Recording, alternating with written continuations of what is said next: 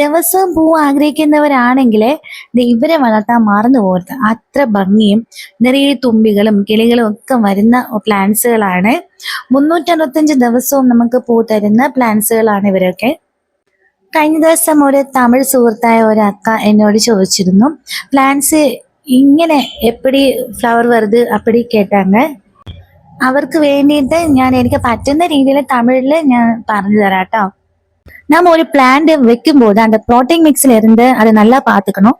ஏன்னா protein mix கரெக்டா இருந்தா தான் இவ்வளவு பூ கிடைக்கும். இல்லைன்னா அது சீக்கிரமா கொஞ்சம்னு பூ வந்ததுக்கு அப்புறம் பிளான்டே போயிடும். அதுக்கப்புறம் போட்டு வந்து கரெக்டா இருக்கணும். சின்னசா குட்டி போட்ல செட் பண்ணிட்டேன்னா சீக்கிரமா பிளான்ட் growth எல்லாம் கம்மியாயிடும். அதனால கொஞ்சம் பெருசான போட்ல செட் பண்ணிக்கோங்க.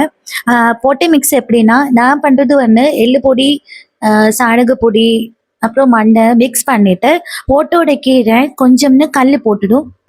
கல் போட்டுட்டு அதுக்கு மேலே தான் இப்படி போட்டு மிக்ஸ் ரெடி பண்ணி போடுவாங்க. ஏன்னா இல்லைன்னா தண்ணி அப்படியே இருந்து அந்த பிளான்டோட ரூட்டு ஃபுல்லா போயிடும். இந்த டைம்ல பொகைமில கட்டிங்ஸ் எல்லாம் வச்சிடுங்க. சூப்பரா அழகா செம்மையா ஃப்ளவர் வந்துடும். எனக்கு அவ்வளோ ஒன்றும் தமிழ் தெரியாது, இருந்தும் அந்த அக்காவுக்காக தான் நான் இப்படி ஒரு வீடியோ செஞ்சது. மறுபடியும் அவங்க கேட்டாங்க, வெஜிடபிள் வேஸ்ட் எல்லாம் போடுவாங்களா? நான் போடுவேன். இதுக்கெல்லாம் பொகேன்வில்லா ரோஸ்க்கு எல்லாம் டைரக்ட் தான் போடுது. மற்ற சென்சிட்டிவான பிளான்ட்ஸுக்கெல்லாம் ஒரு தண்ணியில ஊற வச்சு அது அப்புறமா தண்ணியில கலர்த்தி டைலூட் பண்ணி ஊத்திடுவாங்க.